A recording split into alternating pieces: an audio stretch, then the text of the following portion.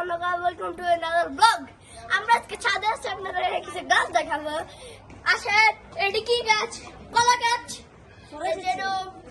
এটা কি গাছ? ফুলের গাছ, আমড়া গাছ, এটা আম গাছ, এটা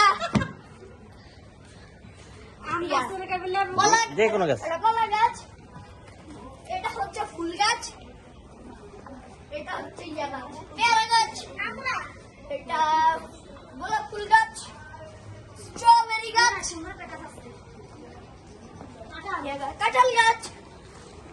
ওই উপরে যে এটা দেখতে পাচ্ছেন, এটা হচ্ছে আমড়া গাছ। উপরে ওই ইয়াটা দেখতে পাচ্ছেন, এটা হচ্ছে আমড়া গাছ। তারপরে